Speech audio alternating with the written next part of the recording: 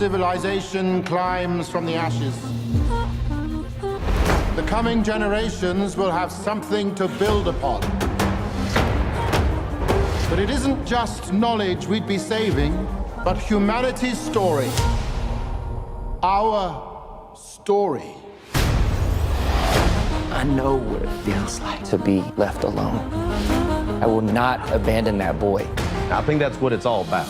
Being brave, embracing change.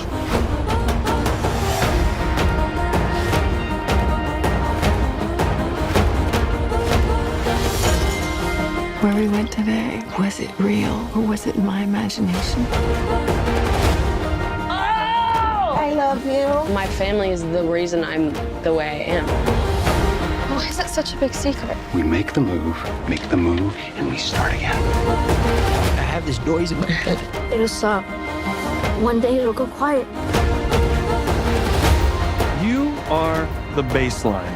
Without you, there's no song.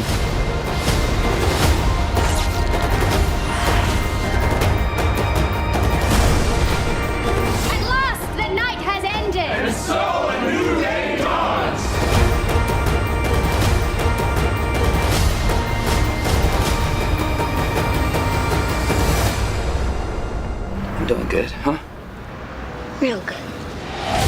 Welcome! Oh my god, did I do it? Did I nail it, guys? Did the intro work? Did you nail it? I don't know. I feel like we got vision. Oh my god, someone says there was no sound. Okay, well, just start again. Go on, just start again. Like, play it again. No, it's fine.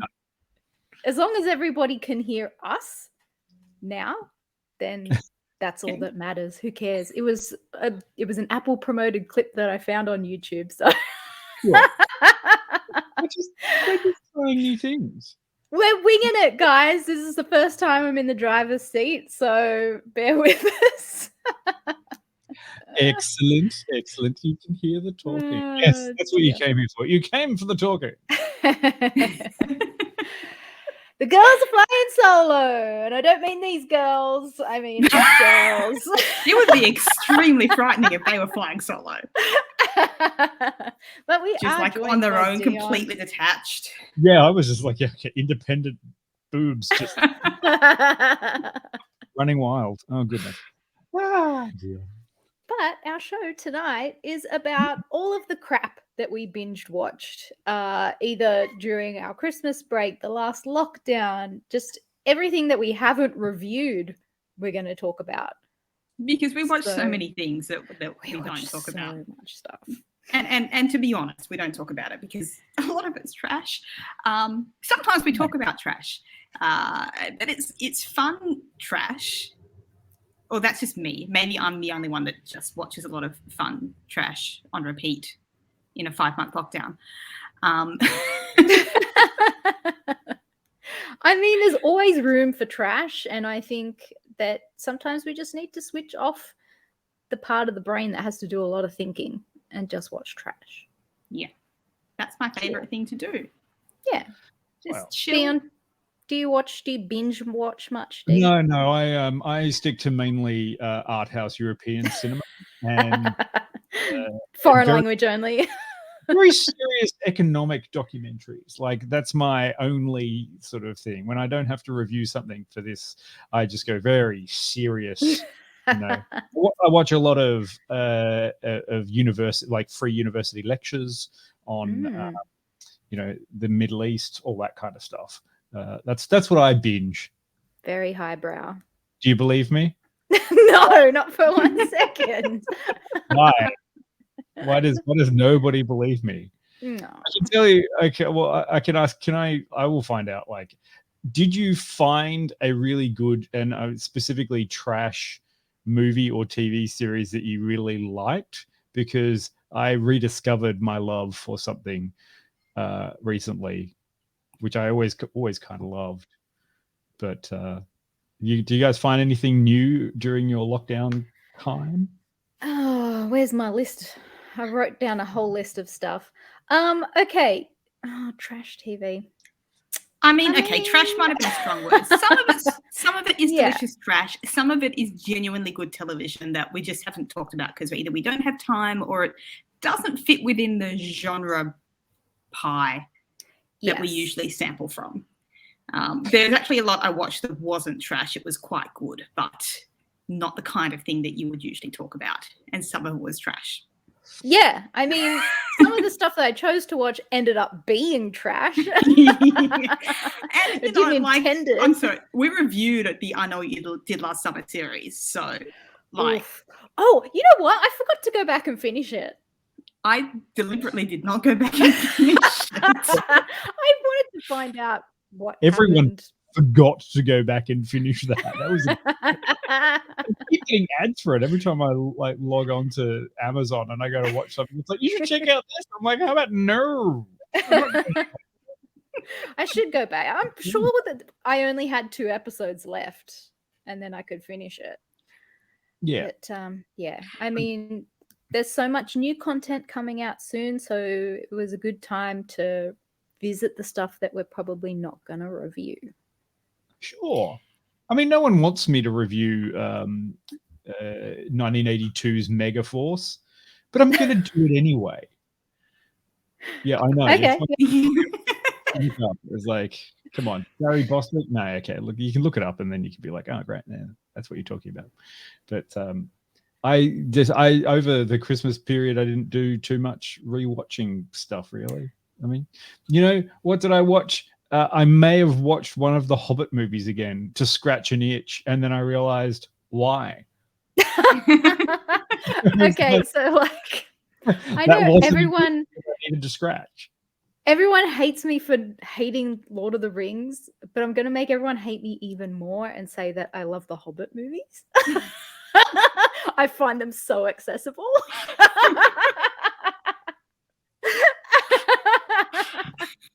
Dion's just lost all respect he ever had for me.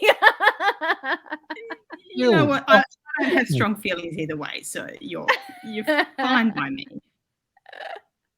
So where to start? Because I've just realised that I probably in the last 6 months have watched more bingey type stuff than I thought I had. But then I remembered that like 5 months of that was like in lockdown and I live alone. So that probably explains a bit of that. Sometimes you just like, you know, want people in the house so that like your little TV family on in the background and you're not even really watching. But I actually have watched some pretty good things that we haven't spoken about as well.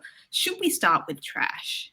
Semi-trash. Go for it, Sort yes. of, because you know that I just need to, because I wouldn't shut up about it.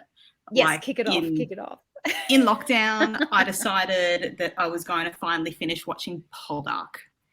And I feel no shame that I am the exact target audience for this particular kind of like paperback historic romance, starring Aidan Turner being a very sexy Georgian man. And I watched 5 seasons of it in the space of a few weeks.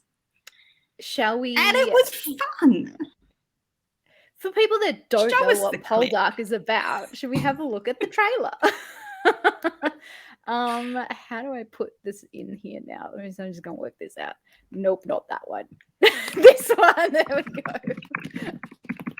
Now let's see if we can get some sound. I hope the sound. Are we allowed to talk over this, or is this one of those? Yeah. Why? Because who is Aidan Turner? Explain. He was him to one of the dwarves in The Hobbit. Right. Also, yeah, the hot one. The hot one. He was also the bad vampire in Being Human. And you know how I feel about a bad vampire. Like, that's where my Aidan Turner crush kind of was born. Oh, this sounds like it's got a hip-hop soundtrack. That's fantastic. When I think, like, Americana, I think hip-hop soundtrack. This looks ridiculous. So what actually is the show about? It's about a progressive Cornish gentleman trying to to save the town that Oof, he there's some is in charge of as oily a abs. Cornish gentleman. But really it's about like a terrible love triangle between one of the other ladies and the housemaid, which, look, doesn't sound like a great power dynamic, but they make it work. Just don't worry about it. Just go with it. Go with There's it. They make glistening it work. abs, so I'm there. I'll go and watch it. It is a stock standard historical romance. It was based, as far as I'm aware, on a book. And like, if you don't mind a little bit of historical romance, I highly recommend, because it has all of the ingredients that will get you through for 5 seasons. I did Downton Abbey after this because I needed kind of more, and Downton Abbey is like not as good in terms of like the paperback romancy kind of stuff. Like Downton Abbey's a little bit boring compared to the drama in Poldark. Speaking of drama in Poldark, I did see an ad for something that was being marketed as the American answer to Downton Abbey, but it was all about like society in New York during the turn of the century, and I was kind of like, that's interesting, but also, when's this one set? Is like, what's going on? Are there mobile phones? Are there steam engines? Obviously, it didn't look like that. But I want to know, why should I be watching Poldark if there's like, should I be just watching it for the abs of the main character when he takes his shirt off and dives around? Or I mean, obviously it touches on the flavor of the history of that particular time, where it's got history. The flavor, it's got the scent of history, and it actually touches on a few historical events that are kind of happening in the background that were real events with real characters, but it's not about history. Like, let's just be straight about that. It's je ne sais quoi. It is about people standing on windswept cliffs looking beautiful, with like a bit of a history flavor in the background. Okay. I feel like I'm not selling it, but Aidan Turner. Yeah, I mean, that should be enough, right? If that's what you're in the mood for, that's all I'm saying. Sometimes there's a lockdown and you've got a lot of time on your hands. That's all I'm saying. Is it still going, or is it finished? What's going on? No. There's 5 seasons and it's done. Yeah, it was finished a long time ago. Actually, I started it years ago when I was in London, and it was still kind of rolling out new seasons, and I never got to the end. So I did like a from the beginning and the bits that I missed out rewatch. Yeah. Was it a satisfying watch? Do you think by the end of it you're like? No, it was like, if that's what you're looking for, it's a deeply satisfying watch. If you're looking for a paperback historical romance, it's a deeply satisfying watch. Yeah. Would you call it a bodice ripper? Is there any of that kind of action, or not really? Bodice ripping, like I just answered Casper in the chat. Like, it's not as rapey as Outlander. Like, there's no like actual like ripping of bodices, but yes, I might describe it as a bit of a bodice ripper. Okay, good. In some moments. Is it sort of Captain Tight Pants kind of thing? I don't know Captain Tight Pants. I don't know. I do not understand that reference. Heaving bosoms and glistening abs. Yes. There you go. For sure. A certain bulge. It is what it is. I mean, while we're on this historical tangent, I binged 2 seasons of Dickinson at Pete's behest of somebody to watch it other than herself. So I'm like, yeah, all right, I'll watch it. And oh my God, I love it. For people in the chat, it has Haley Steinfeld in it as Emily Dickinson. And it's quite modern, but definitely, set in the late 1800s. But everybody talks like this, modern speech. I keep looking up things like when you're talking about stuff. I'm like, what is that series that you're talking about? And now I'm like, oh, okay, I see. It's on Apple TV, which is why that it's probably a really good series because it's on Apple TV. Just no one really cares or knows about Apple TV shows. I know. Like, I mean, there's a lot of good stuff on Apple TV that just, you know, kind of we forget about it existing because it's not as completely fine. It's 26 to 34 minute episodes. It seems it's got 3 seasons. That's it. It's a comedy. Yeah, I haven't watched season 3 yet, but there's, I mean, for people that know about Emily Dickinson, she was quite famously a spinster for all of her life. So they kind of frame this TV show in like, oh, she's not interested in men. She's very devoted to her poetry, but there's still quite a bit of like, oh, she's got a crush on this person, but she's also like in a bisexual relationship and, you know, is in love with her best friend who is a woman that's now married to her brother, and like all of this, I don't know, cool, trashy teen stuff, but like with an 1890s spin on it. It's so good. I love that. I love that whole idea, which is like, oh, she never married. She was a spinster her whole life, you know.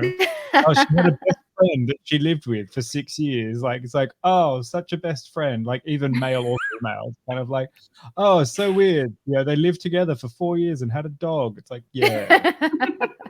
So single. Weird. Yeah, and like, I mean, I love Haley Steinfeld. I think she's amazing and she's so fun in this show. And the rest of the cast is great as well. Like, there's great chemistry with all of the cast members and it's fun and they do dumb shit and you're like, oh, this is, you know, this is funny. Like, they lean into the modern language and the modern sensibilities, but also like definitely take note of its historical leanings. So yeah, it's a fun little mashup.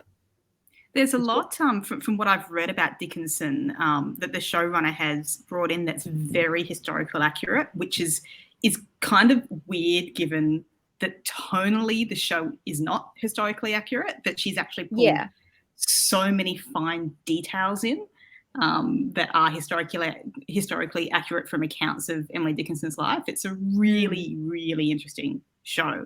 And I feel like if you're a fan of Dickinson or American history and you could see some of those links, you'd enjoy it even more. Yeah. And like Tari asks, is it Bridgerton style? Yes, it is a little bit Bridgerton style. Kind of, sort of, but even more brazen, I think, than Bridgerton in its modern references. Bridgerton, like you hear the instrumental music in the background and it's Taylor Swift songs and like that's a little bit tongue in cheek. This is definitely more like tongue out of the mouth. That's the thing. As well, are there any Hamilton style rap battles? Are they going to I mean, I saw the cast list and it's got Wiz Khalifa in it and I was like, what? Oh, okay. So Wiz Khalifa plays Death, and like there's this whole thing because like everybody knows that famous Emily Dickinson poem about I could not stop for death because he would not stop for me, or whatever it is, you know. And so there's like this lust relationship between her and death, and so you have like these imaginations of hers where she's like courting death, and whenever she meets him in his carriage, she's got some sexy dress on, and yeah, it's great. She's just a big goth, basically. To say Emily Dickinson, big goth. That's it. Yeah, totally. Okay, that sounds interesting. Worth hunting down. Yes, yeah, definitely. I like it. See, that is not trash. That's a good show that we just haven't had time to talk about yet. All shows are good to someone. Someone does like some part of shows out there. It's true.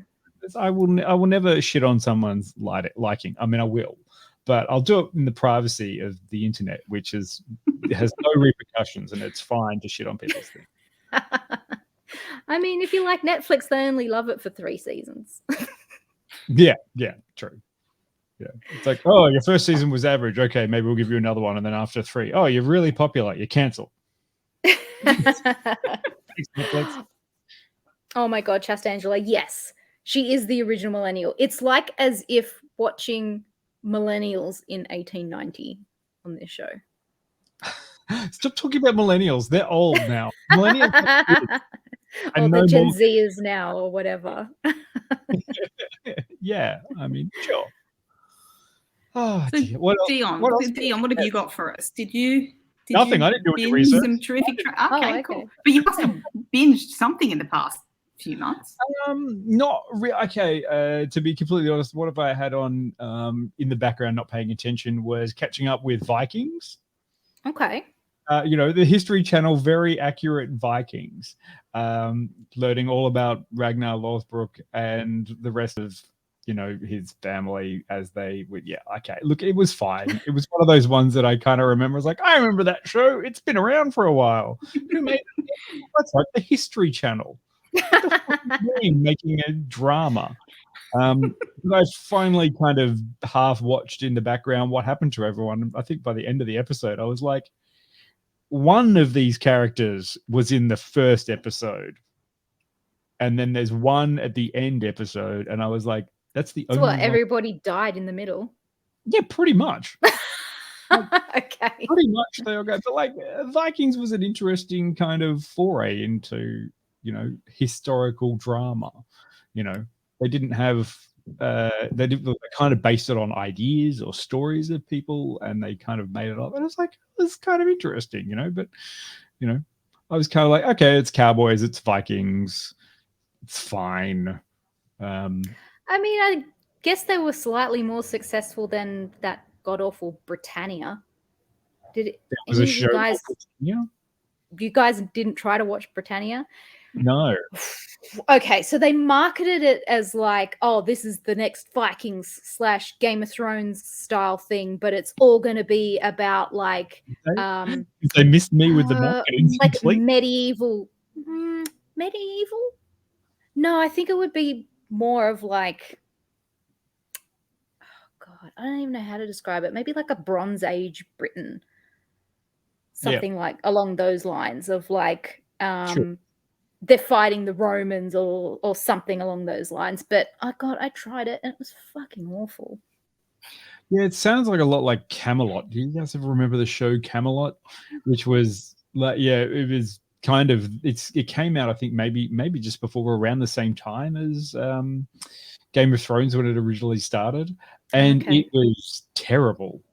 Like just trying to be sex and sorcery and young King Arthur kind of TV series. I just kind of watched the first few episodes. I was like, oh, that was terrible.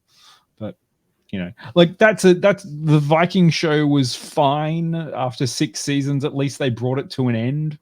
And Travis Fimmel, who is the Australian model come actor who starred as Ragnar Lothbrok in the Vikings TV show, went on to work with Ridley Scott in the next great TV series, which I can't understand how they made a second series of it. Raised by Wolves. Raised by Wolves. Where again, he's thinking he's a god, and that's kind of weird. But speaking of good sci-fi that I did finish watching too, I finished watching The Expanse. Oh, nice. Which is actually a really great science fiction TV series. Kind of well done for like a few aspects of it. One of them, even though it kind of devolved from where it started, and I never read books on it, but it did kind of come to some sort of end after 6 seasons. Not that it got to the book end. It kind of finished like half the books. So people are like, you can still make another 6 seasons of this if you wanted to. But I think everyone's a little tired, and there were some issues with casting.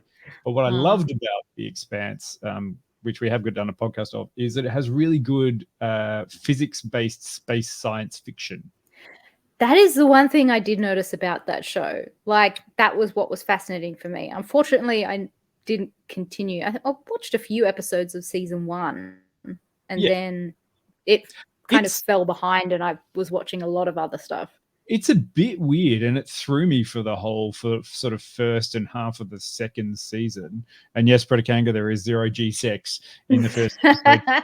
We're just doing it as a hook, all right? It didn't focus on that in the future.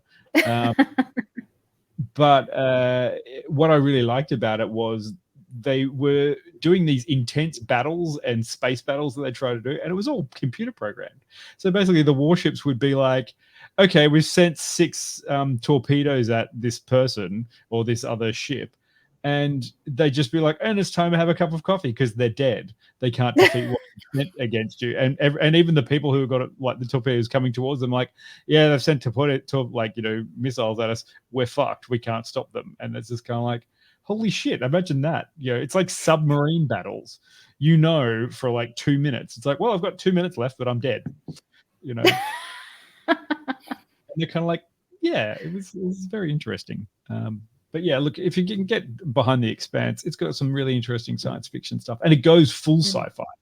Like, it started as kind of reality sci-fi, and then it went into like an alien thing, and I was like, really? Okay, fine. All right, we're an alien. It took the fiction part of science fiction to heart. Sure. Yeah, because it started like real, kind of like this could actually happen. This is the reality of the situation. How do humans end up colonizing space by creating, like a like the whole thing in the first few seasons, or the whole thing is like, there's a whole working class out there who are humans that live in space and don't have access to things like air and water. And they're a subclass of people, and they're physiologically different because they've only ever grown up in 0G, and they have like, how is that kind of thing, and humans who grew up on Earth are considered better than everyone else. And different to grow up on Mars. It's kind of really interesting socio-political stuff in there as well as some cool space battles. Anyway, go watch The Expanse. It's good. Yeah, I'll get back to it one day. Yeah, I've done a couple of seasons, and then it just seemed like a big commitment to do the rest of it because I'm too busy watching bodice-ripping historical fiction. Well, Peter, have you heard of a little series called Babylon 5? Is that sci-fi bodice ripping? Kind of. Spacesuit ripping? Babylon 5 is space opera. So not so. Oh wait, that's the one that they're rebooting, isn't it? I think Straczynski was in talks of rebooting it, and I was like, oh God, why? You've already got it. You've got a perfect TV series. It's called Babylon 5. It does everything that you want. It has a really great 4 seasons when they were on threat of being cancelled, and then a really absolutely fucking terrible last couple of seasons and a few movies to tail it off, and then it jumps the shark completely with its sequel. Yes. What is Babylon 5? Never heard of it. Excuse me, my good sir or ma'am, would you like to hear about... but yeah, what's a sci-fi bodice ripper? Oh, that'd be interesting. What is a sci-fi? I mean, just dangerous, basically. Like, things you don't want rips in. Farscape's kind of like a bodice ripper. Well, that's true. That's true. And after many, many years of knowing it existed, I finally watched Farscape, and I actually really liked it. Oh, Pete. I liked it for what it was. I didn't like. Okay. I don't like obviously rank it in like, best sci-fi of all time. But I think I avoided it for so long because I had such low expectations of it. And then I watched it. I was like, you know what? For what this is great. It's fun. Sure. That's a good point, Rob. Firefly did have a few bodices that were ripped, but the weirdness of it all. I have one that I watched. I did watch it over Christmas, not over lockdown. That has been out for a while. That I don't think is trash. That I really, really liked. And it's Hollywood on Netflix. The bit of Ryan Murphy revisionist history. And I never watched it because I watched the first episode, and given the demographics of the characters, I assumed that it would end up being really depressing, and I didn't want to be depressed. Okay. And then Phil mentioned something in the chat about it being like happy. So I was like, oh, I'd like to watch something happy. And then I watched it, and it was delightful. Aww. It was so delightful and happy. I did like that series, but I didn't like the revisionist ending. Because I felt like the revisionist ending. I felt like it was kind of, I don't know, not paying respect to the shit that did happen. But I feel like because we all know the shit that did happen, this is just kind of like a imagine if like things went the way that they should have gone. Wouldn't that have been nice? But we know that it didn't too. Yeah. I don't know. I just expected it to be a major bummer, and then it wasn't.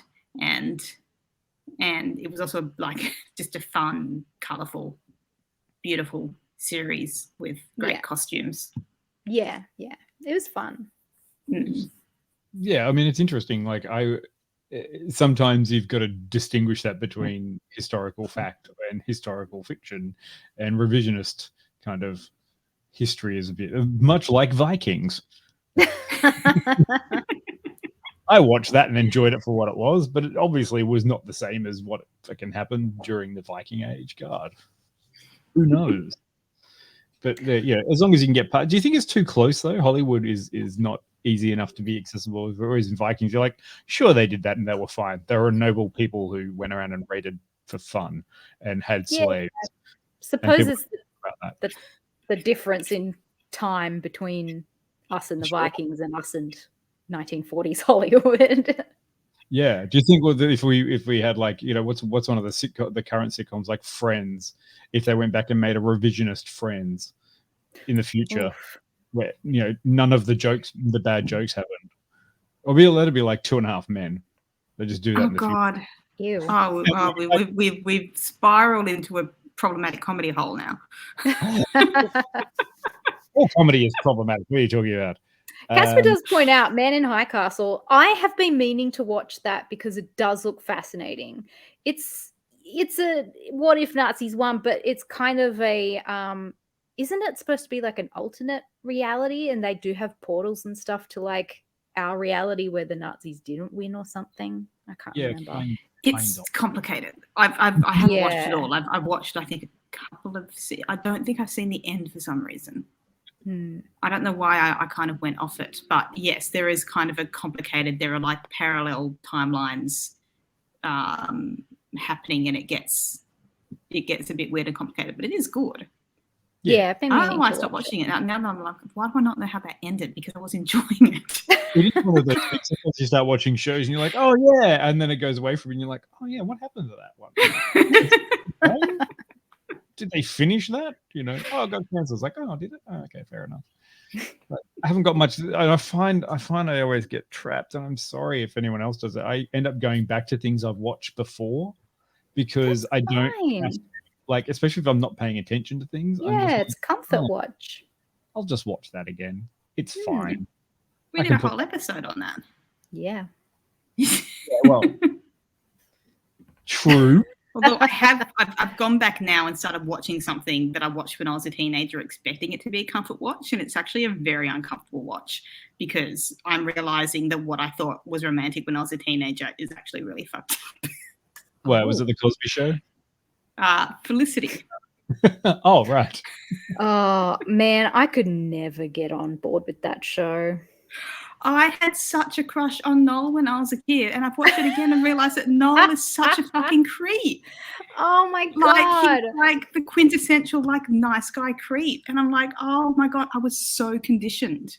But even Felicity herself is a total pain in the ass. So the premise of Felicity, for Casper who's asking, is a girl has a massive crush on this guy that she doesn't know very well in high school, because apparently all high schools in America are so enormous that you can go your entire school career and not meet one of your classmates. And she finds out that he's going to New York University, so she turns down her spot at Stanford and follows him to New York on a whim, and it's her and his and their friends' lives at New York University, and there are love triangles galore. Yes, but this incredibly privileged white lady who goes to college and then has to make do. But it did give us J.J. Abrams. Yeah, I mean, he had to cut his teeth somewhere, and it gave us Jennifer Garner, and she's a treasure. I'm just saying. Look, I've got to say, I don't hate everything about it. There was an episode that focused on the sexual assault of a particular character that was a hard watch, but I felt like it was so accurate to the way that we were conditioned to think and believe and talk about sexual assaults at the time that I actually thought it was really good. And the episode happened to have a female writer and director on it as well, which I thought was like reasonably progressive for 1998. But like in general, the characters and plot, like they're like 19-year-old kids and you just want to shake them because Felicity's like, oh no, but I wanted to spend the summer with Ben, but I've now been invited to this really prestigious internship. Which one should I do? The internship. Obviously, you absolute idiot. What is wrong with you? Jesus Christ. If you can't be a part of this guy for like 2 months to do an internship, then your relationship is not going to last. Question is then, does it pass the Bechdel test? Yeah. Do the girls ever talk about not guys? Yes, I'm sure they do. Yes, because they talk about their schoolwork all the time. It does. I had to think about it for a second, but it does. Speaking of some surprisingly progressive television, I highly recommend that if anyone wants to go back and start watching A Country Practice from the beginning. Oh my God, my mum has been doing that. They are actually like some of the things that they're discussing in it is a lot more progressive than I would have believed is possible for the 80s. Where it was just kind of like, oh, okay, well, fair enough. So I believe there's actually an entire podcast for this, and I have not listened to it myself, so I don't want to spruik it. But I believe that there's a podcast where they are actually rewatching every episode of A Country Practice and talking about it. And my mum is hundreds of episodes deep into this thing. Hundreds. Wow. Every time I go to their house now, she's just watching Country Practice like end to end to end. This has been my mum's binge watch project for the past 12 months. If you're looking for something substantial, there is a lot of it. It is called A Country Podcast, and you can go back and listen to that one as well. So yeah, go out to those guys. And also, as Tarry said in the chat there, his Golden Girls is also like that. I'm like, absolutely, Golden Girls is great. And you know, just pair Golden Girls with And Just Like That, because that's a terrible show. Oh, I have not watched it. I will not watch it. I never watched Sex in the City. I don't care. Can I just tell you why it's called? What's it called? It's called And Just Like That. And Just Like That. Okay, because in the first episode, spoilers, everybody, Big dies. And so Carrie's like, and just like that, Big died. And then it's her going off on her single journey again. Without what's the fucking one point? of the four, anyway. Like, without Kim Cattrall, like she didn't want to come back. I mean, what's the point? Fair to her. Absolutely, yeah. I was never into it. I'm not going to get into it now. There's better trash for me to watch.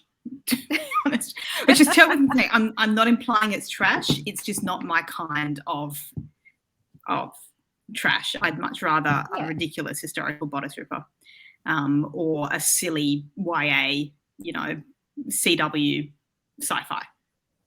That's my kind of trash. Yeah. Going back to the historical stuff and the speculative facts, Pete and I have both watched The Great, season 1 and 2. Yes. That was something else. Season 2 was one of my holiday binges. And this is something I've got to say, like, I consider that sort of stuff, it's like, oh, it's not within the remit. It's like, I think a lot of that stuff I do consider. Like, The Great is a great comedy with heaps of, it's fantasy narrative, like in that sort of sense. It's what is it? We were just talking about it. It's a historical fiction, but there's some facts in there. Sort of, but it's well acted and it's everybody. I love that sort of stuff. Yeah. I actually watched both seasons of The Great over the Christmas holidays because I wanted to watch the first again before I watched the second, and it is well worth a watch and a rewatch. Such a beautifully performed comedic piece. Casper the Great is a fictional historical retelling of Catherine the Great's rise to power in Russia. And it's got Elle Fanning and it's got Nicholas Hoult, and they're just absolutely having a blast making this show. Yes, and if you want to talk about the barest whiff of history in something. This is about as revisionist as you can get.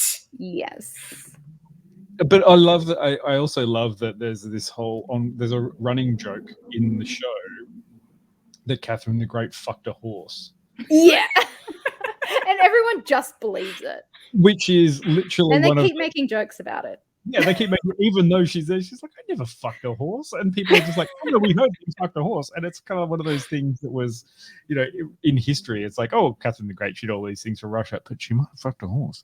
Yeah, even to the point of like when she has a child, everyone's like, is there any horse parts on it? Does it have a horse dick? Does it have a horse face? And she's like, I didn't fuck a horse, okay?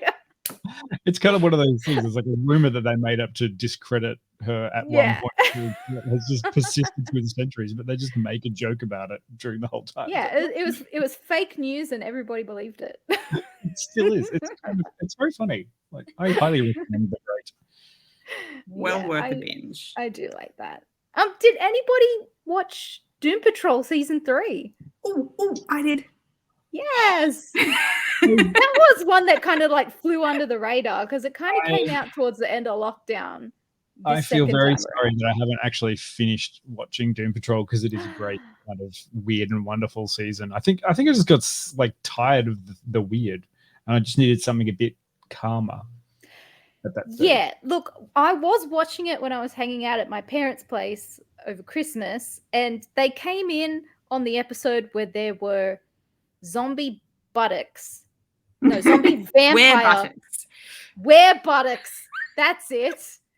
And they were turning people into zombies, and it was all very weird. And my parents are like, Jill, you're 37 years old and you still watch weird shows. I'm like, yes. I will never stop watching weird shows. I got my parents into Doom Patrol, right? Like, they haven't seen that season or that episode, but like they got into it. You should, like, Jill, you should have just turned around and looked at them and go, do you want me to take you back to the one where a giant cockroach makes out with a giant rat? Because we can go there. Or the sex ghosts. Yes. Doom Patrol is great. And Brendan Fraser is a national treasure, and we should protect him at all costs. Yes. Yes, if you can't accept him at his Doom Patrol, then you don't deserve him at his George of the Jungle. That's kind of something. Maybe we'll do that this year. We'll go back through all of the Brendan Fraser early, and we'll do Heartthrob. Yeah, instead of your JCVD redo. Reese, I've been on for a while, haven't I? No.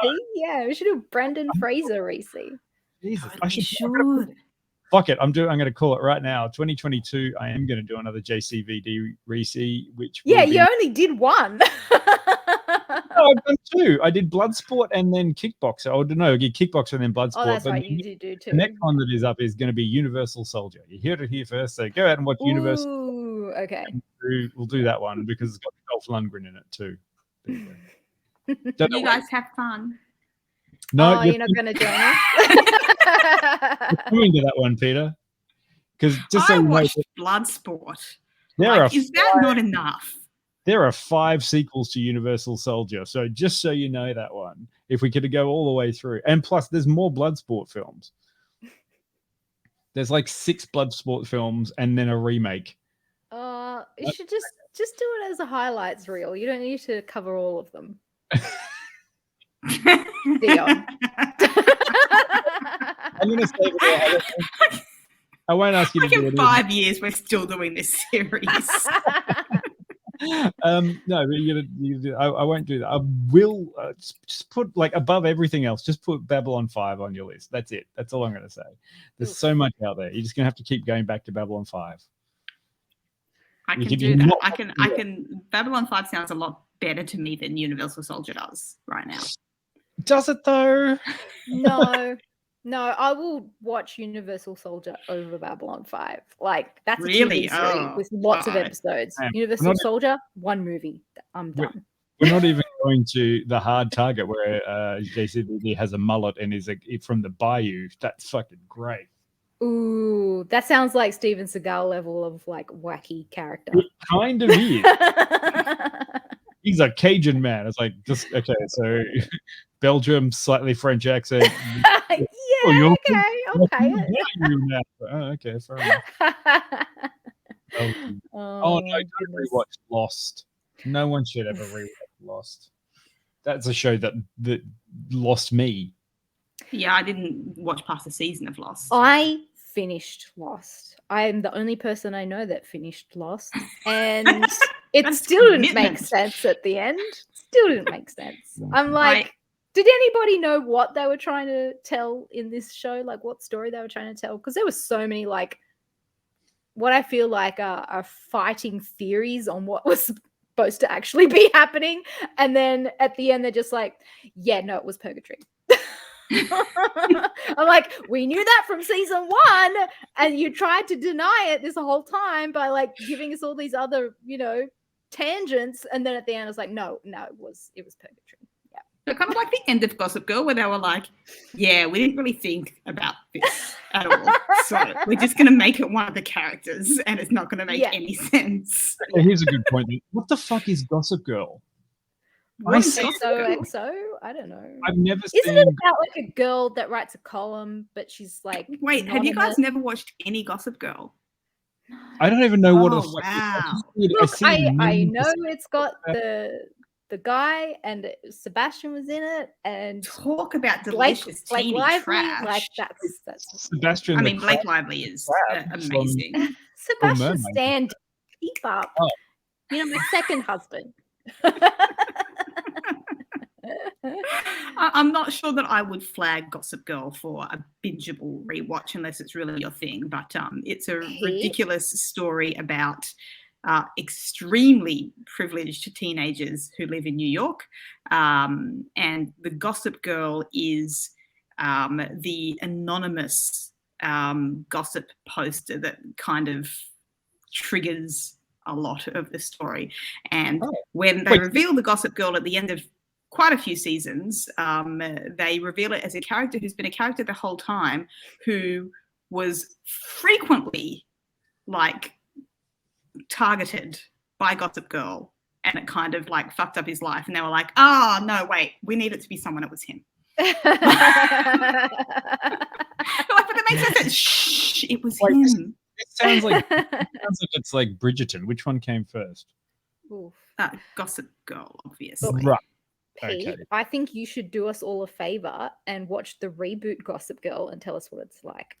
Okay, I can do that for you. That doesn't sound that painful. Gossip Girl's been rebooted? Like, yes, Dion. It's not even that old, and it's been rebooted. How? They're like, forget you millennials, we want the Gen Z version. It's like, okay, I mean, it's one offensive generation is down, what it but is. okay. It is purely offensive that they can erase our history like that. Yeah. Oh, how very dare they? I mean, I see some other shows that are in they're coming through the chat, which I was like, one though I will call out though, Revolution. Did anyone watch Revolution? That was an interesting television show about. It had a really interesting premises. What happens if the world suddenly just loses power and you can't switch everything back on again? Like, I nothing. did watch a bit of that. I really liked that. I think it got 2 seasons and then it kind of just ended and they didn't renew it because it was kind of not really going anywhere. But it had some great actors in it and it has some interesting ideas. So I'll just say that was a good one. And then Heroes as well, which came and then was a victim of the writer's strike. It was really good for 1 minute and then just became absolutely terrible when they weren't allowed to continue the very big overarching narrative story that was all interlinked, because the writer strike meant that if anyone even used any of the ideas that they had set out for the entire series, they would get sued. So they ended up just having to write shit. Oh no. It did jump the shark very early, that one. Yeah. Very early on. Yeah. Look, I was looking for something to watch in between Christmas and New Year, where I was at home for the 3, 4, 5, however many days, we lose track of time in that period, that I was at home by myself. I thought, I'm going to do nothing. But I need something on TV. And I thought, oh, what's something I can just chuck on in the background? I don't need to worry about. Well, I chucked it on in the background. And then I became very invested and watched all 7 seasons of Mad Men in 2 weeks. Oh, that's a lot for 2 weeks. That like propels you through the annals of history in 2 weeks. An entire decade, Peter. An entire decade. Because it literally is like, I believe it starts in 1962 and ends in 1968. And good Lord, so much happened historically in the 60s that were primarily like American focused. And there was so much in this show. And like, I knew what it was about. I knew the problematic nature of it. But you know what? God damn it if it wasn't compelling. And God damn it if it wasn't like doing amazing storytelling through television. Like, there's definitely a lot of episodes in those 7 seasons where it's like just clever ways to tell stories. I love Christina Hendricks with you, Casper. She's just phenomenal. And she is hands down the greatest character in that show. And her storyline throughout the whole series is just great. And I like cheer her all the time through the show. But you know what? Like, Don is supposed to be the hero of the show, right? It's all kind of revolves around him. But his character is so inconsistent throughout the 7 seasons that you kind of just don't even really get a general idea on who this guy is. And I don't even know that he knows who he is. It's so peculiar. He's set up as like this ladies' man. He's a serial adulterer. But he's also got like this side of him of like he abandoned the Korean War and, you know, took up a false name. Like, he took the identity of a dead soldier so he could get out of the war. And he grew up in a whorehouse and he was an orphan, and like this entirely messed up childhood and like late teens, early 20s kind of life. And then ends up in advertising, is this total hotshot, but then has like a mental breakdown towards the end and has like bedded so many women. It's so inconsistent. But he also is such a champion of women too, and I don't understand it. Like, the women that he works with, so much respect for them if they're not a secretary. If they're a secretary, he'll fuck them. But if they're not, then he's got like mad respect, and he's always like pushing them to like do their best. But if the woman is someone in a position that's like not equal or lower than him, he just wants to fuck them. And I like, and treats them like trash, like absolute trash. I've never heard anyone in that era doing that to women. Concept. I don't know why all of the men in this one advertising industry are just not into monogamy whatsoever. But honestly, I'm not gonna laugh, but I have met a few people in the creative industries, and I'm gonna say I don't think it's changed very much over all of those years. Not that I'm saying anything's wrong with the marketing industry, but it's terrible. Okay. Good to know. Well, especially with taller and big. There was definitely an episode where it made me go, oh, hang on. Okay, no, this is actually fantastic. And I need to tell you, I think it was in season 3. One of the guys had secured a advertising contract for John Deere. And so it's like, oh, the way he's going to announce this to the office is he rides a John Deere mower into the office. And I'm like, oh, that's not dangerous. Here's this diesel guzzling like monster of a ride-on lawnmower being driven into an office. And then later on in the day, like, everybody's getting shit-faced in the office having drinks because they secured John Deere. Yeah. So somebody gets on the mower, don't they? And start riding around the office. And then one of the secretaries, who actually turns out doesn't know how to drive, hops on the lawnmower and starts going out of control, runs over a dude's foot, chops it off, then crashes into someone's office through like the glass and the door and stuff. And I'm just like, holy shit, what is this show? Up until then, it was so low key. And then this episode happens. And then like later on, they're at the hospital and this guy has had to have his foot amputated because they couldn't save it. And then like these bosses from the UK office are like, oh, the poor chap, he'll never work again. Don's like, but he just lost his foot. Like, he can still work. And they're like, oh, no, not at all. They're like, oh, he'll never play golf again. I just laughed. I couldn't believe it. I'm like, he's not an invalid. Fuck. But yeah. So for my heady like pieces of amputation, go straight to Mad Men. Highly recommend. Yeah, there's some wild shit in that TV series, but yeah, now I can tick that off the list. That is like one of those I think it's one of those seminal kind of TV series, and now I've seen it. Like people will be like, I can't believe you haven't watched Mad Men. Like, I can't believe you haven't watched Babylon 5. Like, whatever. I don't care.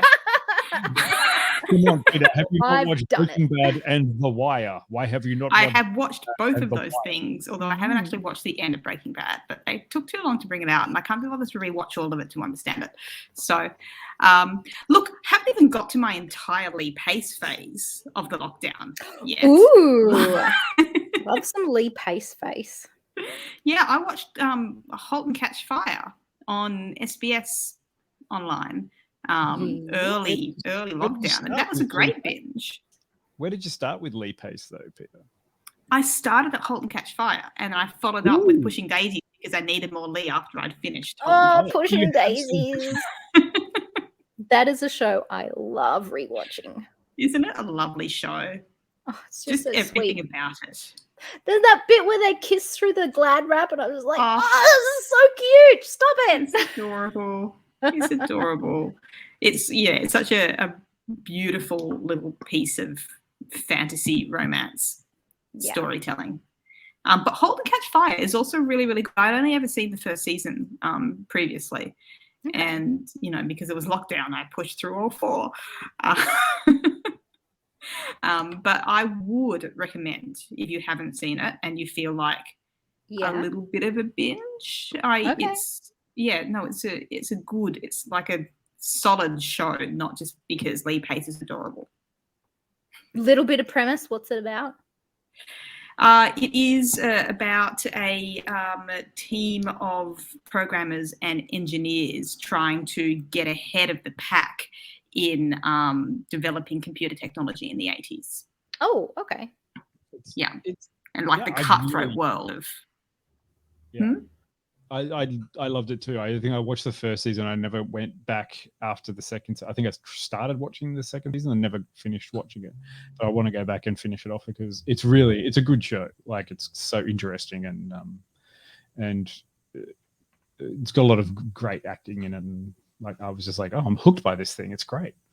Yeah, it's kind of like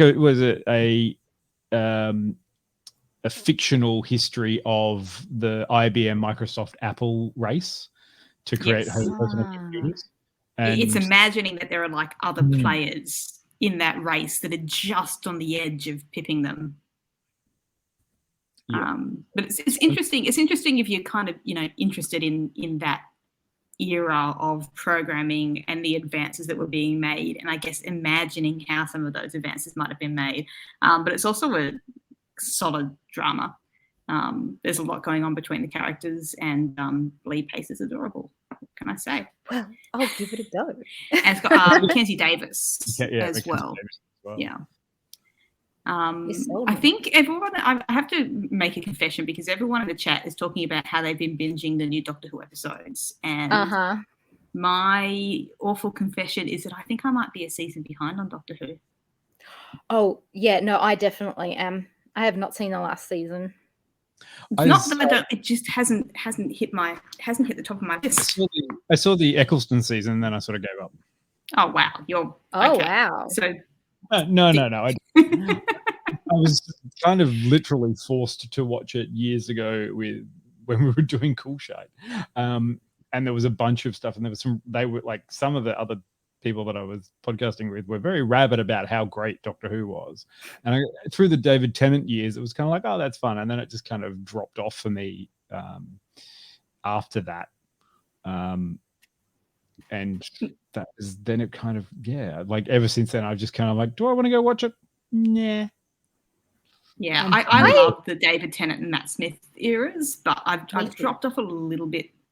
I couldn't get into the Capaldi ones, and I'm sorry if that offends anybody, but he just wasn't doing it for me. No, that was about where I think Capaldi is great. Like, I think Peter Capaldi is amazing, but there was just something that didn't grab me. And it's been the same with Jodie Whittaker. Like, I think she's fantastic, but I'm just less drawn to. I really enjoyed her mini-series of like when it first started, because it felt like it was just a half season or something. But yeah, I've got to get back into it. It's just it's the binge that awaits. Yes, the binge that awaits. The best binge is the one you haven't done yet. True. Are there any other binge things that you guys have seen? Because I've seen a couple of movies that I do want to talk about. Shoot. Binge movies? What sort of binge movies are you talking about there, Jill? Well, just for fun things that we haven't told people about. Yeah, it's like stuff that we're not going to review, but stuff that has just come out at the movies, and maybe some people here might like to know if they're good or not, so whether they can go and watch it. I'd like to know, Jill. You would like to know? Okay, so one movie that, Pete, you would be interested in, I know you would be interested in, that I watched over Christmas was Dear Evan Hansen. Now, it's the theatrical version of the Broadway musical that was like hella popular. It's about a guy that has an assignment given to him by his therapist of writing letters to himself to kind of build up his self-esteem. But a guy at school finds one of the letters and steals it. But then he was a very problematic kid and has committed suicide and has this letter. And so now everybody thinks that him and Evan, that was writing the letters to himself, were best friends. So he goes into this horrible tangent of like, oh no, now everybody's assumed this thing and it's too late. I can't correct them now. I just have to go along with it. And pretends throughout most of this movie that he and this guy were best friends, and it starts getting very awkward very quickly, and then he has to confess. And I gotta say, the recording, the soundtrack is great. I love the music, really great songs. Unfortunately, doesn't really translate into the theatrical very well. Now, Ben Platt, that played Evan Hansen in the musical on Broadway, is brilliant. And he's not that old. I know a lot of people poo-pooed his look in the movie because he looks like a 30-year-old playing a 16-year-old, but he's actually not in his 30s. But it kind of just felt like he was the only one that was singing in the movie, and everybody was just like, what's this guy doing? It was so weird. It was really weird to watch. Oh, no. I was looking forward to that one. Didn't really translate well, but I mean, give it a go. Did you watch any of the other musicals that came out recently? Did you see Come From Away or any of those ones? No, not yet. I saw, speaking of musicals, I did watch Encanto recently. I think that we should actually talk about Encanto. I think we should do a full talk about Encanto, and I haven't raised that with you guys yet. I'm raising it now. I think we should do a talk about Encanto. I would love to do a talk about it. It's going to be before or after Universal Soldier. Before, if I have anything to do with it. Sure. Okay, I'm happy to. Because Encanto is delightful. And look, if you're in the mood for musicals, Cinderella on Amazon Prime, the recently released one, is such a fun watch. Highly recommend. And we are going to be doing at some point when we feel like it, a chat about musicals, a few chats probably about musicals in general, because we are all deep musical nerds on top of our other deep nerdness. But I just wanted to get in with that one because if you're feeling a bit sad, Cinderella on Amazon Prime Video is a very cheerful watch. Yes, I loved that movie. Speaking of just stuff you watched over Christmas, I'm really curious. Did anyone watch any of those Christmas movies that come out over Christmas? Like, Yes. did anyone go full? Oh my God! My sister and I went full bad Hallmark Christmas movie over Christmas. I watched the gay one on Netflix. Single All the Way? Single All the Way, yeah. Oh my God, so trashy, but it was great. It was great. I really liked it. I liked it a lot better than Happiest Season, which I found to be actually a really hard watch because it was just portraying a fairly abusive relationship. Single All the Way was much nicer. It was fun. Good. No. I watched The Christmas Prince. I watched. My sister and I. We decided we were just going to watch like the terrible Christmas movies. We chose the worst ones we possibly could. There are some really bad ones out there. The Christmas Prince isn't great, and it has 2 sequels. Oh, okay. Christmas Wedding and Christmas Royal Baby or something. Yeah. Oh, jeez. What are those? Dion, stop it. James Corden is not a stop. Teaming up with Casper in the chat about how you don't want to watch Cinderella because it's got James Corden in it. Like, James Corden is a horrible human. I don't care. He's in a tiny bit of the movie, and it's a very sweet and fun movie to watch. He's not even like. I mean, I felt terrible because look, Meatloaf died this week, and look, balance whatever you want to say about his horrible anti-vaxxing, but his classic rock music and ability to appear as a singer in Rocky Horror Picture Show. Great, whatever. But because of that, it actually came out with an interview with him by James Corden, when he was like 18 or 19, and he's just been shit since then.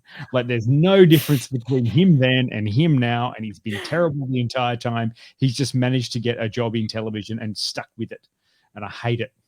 Anyway. Okay. I'm just going to pivot back to movies for a sec, and then we'll probably wrap this up. Okay, so new stuff that has come out that I have seen. I watched the new Scream. Let me tell you, it's exactly the same as the first Scream. It's just 25 years in the future with Gen Zers doing the exact same thing. And like Snake eating its tail itself, just saying, oh my God, if we're in a horror movie right now, then that means that you're probably the killer, or you're a suspect, or this is going to happen next. And it is so dumb. I just rebooting and trying to erase 90s millennial history. I'm not for it. It's not even doing that. It's just self-referencing itself. I saw a video that said that it was a better meta movie than The Matrix 4. It achieved it better. And I was like, that's interesting, because I thought, for Matrix 4, for all its fucking faults that was there, it had a pretty interesting metatextual narrative. But if Scream is kind of like literally Scream knew that it was doing it, and it was doing it on purpose. But yeah, I mean, if you want to watch Scream but a new one, then watch Scream. They haven't even called it 5 or whatever number this one is now. It's should have just fucking Scream again. Honestly, they should have just come out with the movie Stab. And I know that they've made the movie about, like, they made the movie Stab. Oh, you know that's in the movie. Yeah. Okay. I feel like they could have come out with it and just called it Stab.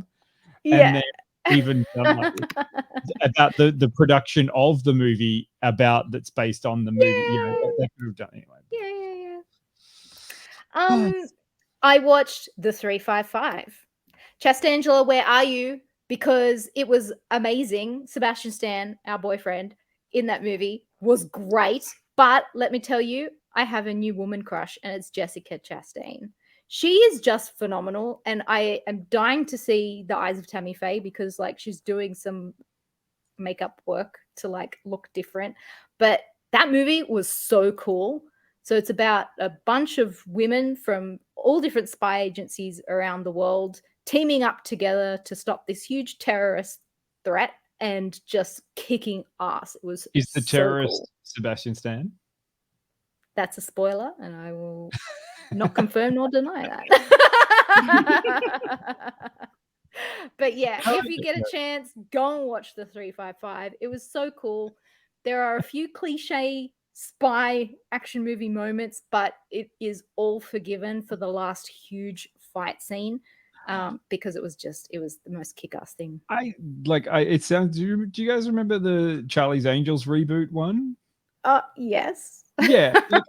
When you're like, oh, there's a few cliche things. I'm like, come on, like that. I actually. This is the like disappearing behind a bus, and the eating Chinese takeout on a stakeout, and you know, like dumb stuff. But you know, I'll forgive it.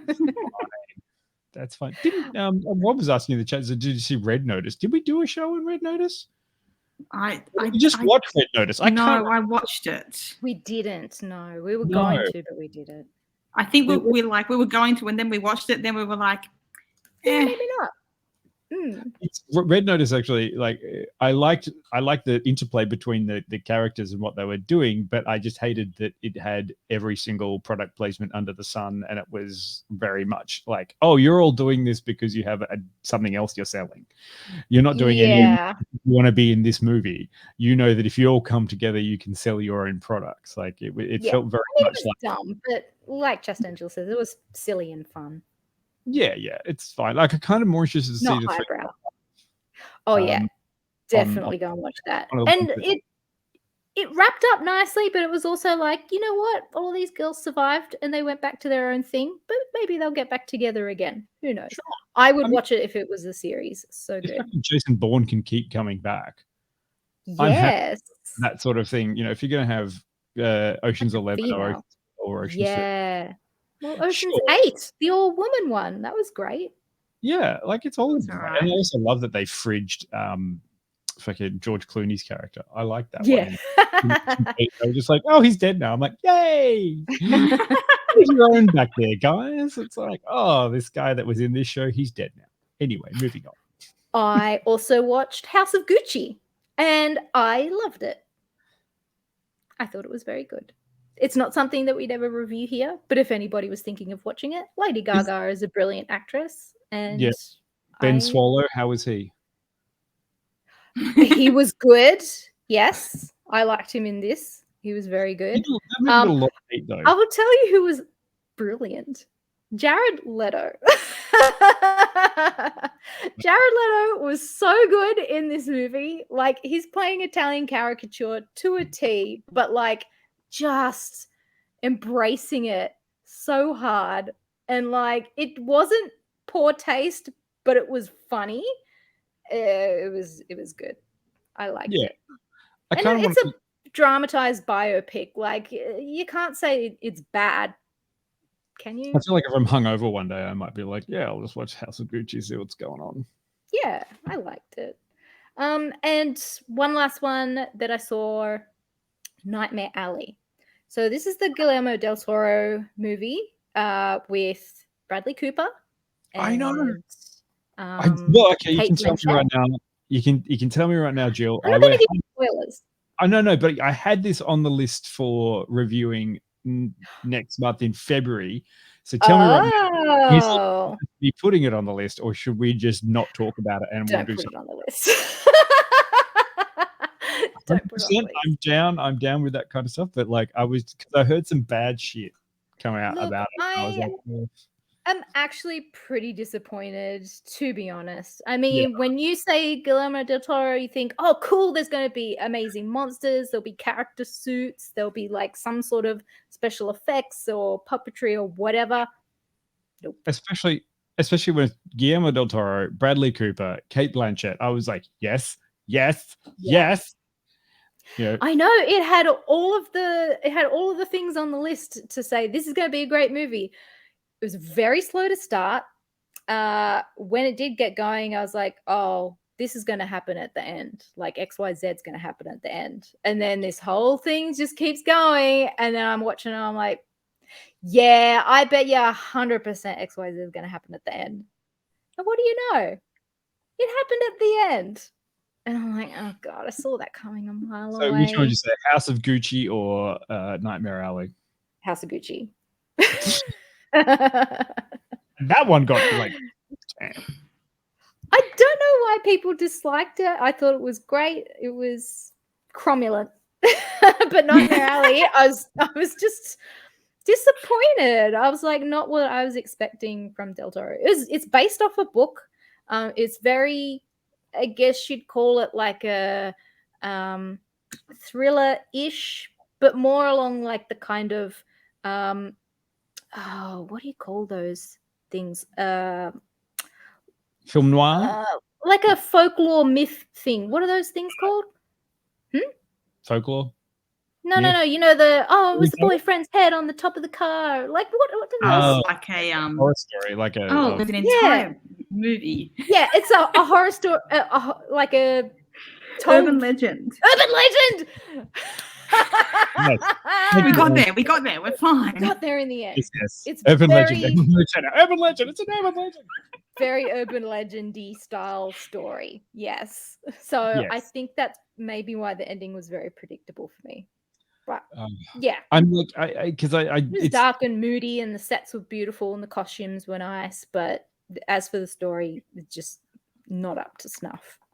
Because we've got the shows that we've got announced coming up, but there's also Uncharted releasing next month, and the Batman, 3 hours of the Batman, which I really don't know, but we'll see what sort of shakes out based on some of these Christmas releases were very weird for movies, because it was a whole bunch of like, do you want to go back to cinemas yet? And everyone's like, maybe, kind of, don't know, sure. Yeah, there's part of me that still wants to go and see Knights Man.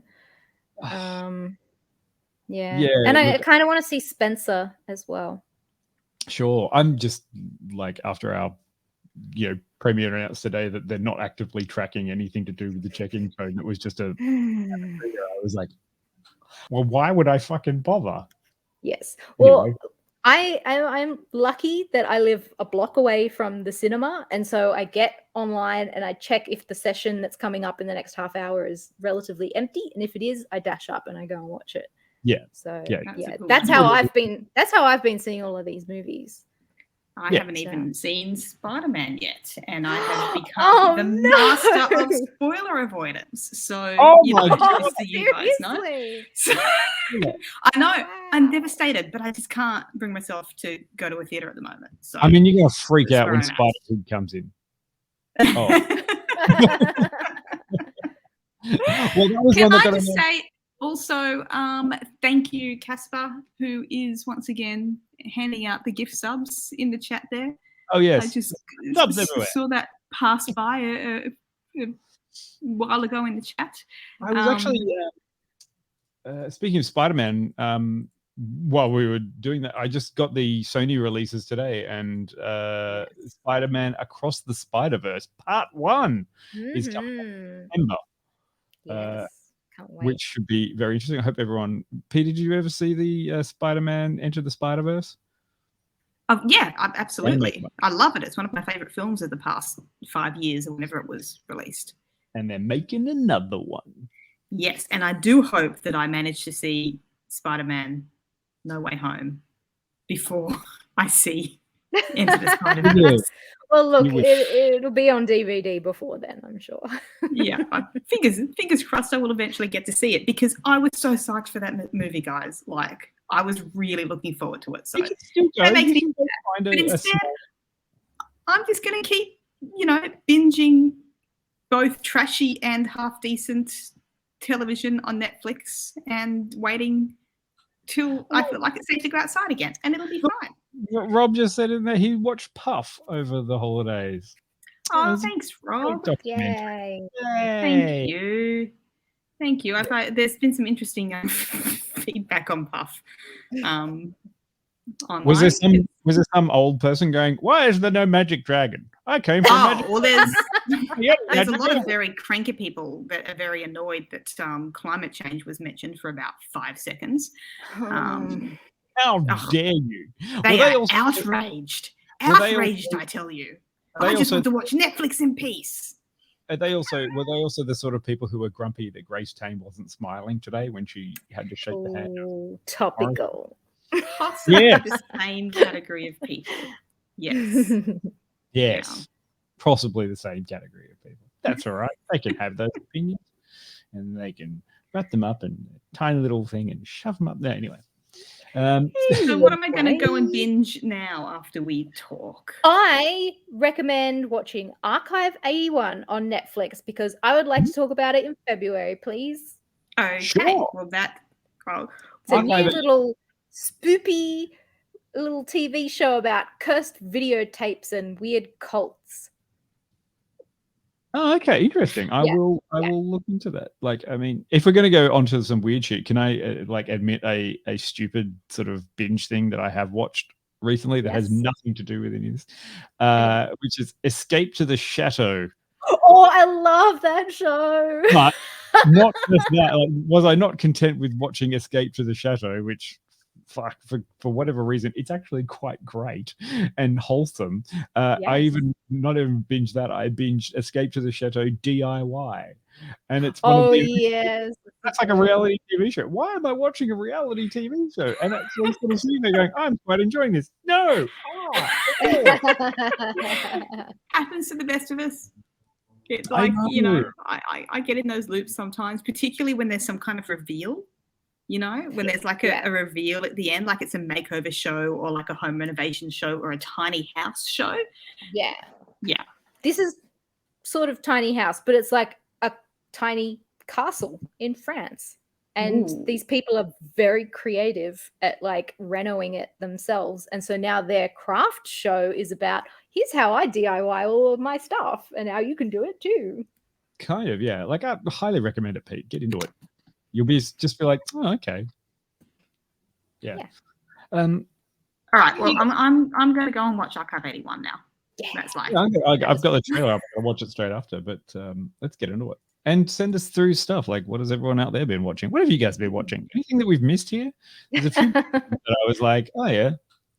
There's that one show from earlier, which was the was it Before Landers? No. I had it up earlier. I forgot the thing. It came up. It was the one about the Vikings who appear in modern day and they have to reintegrate into society. Oh yeah, the Danish show or something. That it came up in the chat earlier, and I saw it and was like, "What's that? Oh, I want to look into it. Ooh, that looks interesting."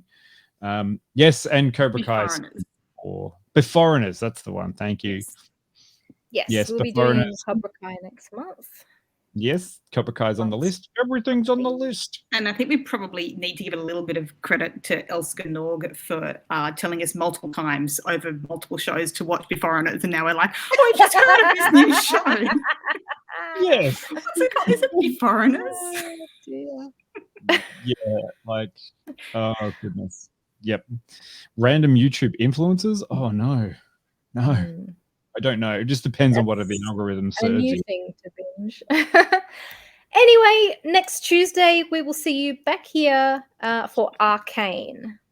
Yes. Everybody has been dying but for you us to see me. I'm not coming back next Tuesday. Sorry. No, but that's okay. Quinny will be here next week and he is dying to talk about Arcane. And immediately the viewership increases 12%. Excellent. Oh. No one, hey, no one in the chat said, where's Quinny?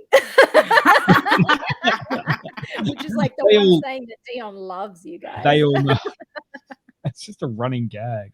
Because we all know. Where's the other one? Oh, fuck's sake. Oh, dear. Look, yes, I know. Book of Boba Fett is coming. It'd be fine.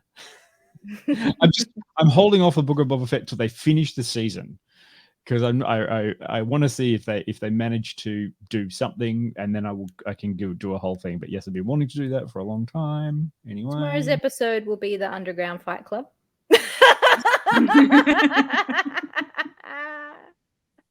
They've already kind of done it, for fuck's sake. No, that was underground body modifications. Now we're gonna have the Fight Club.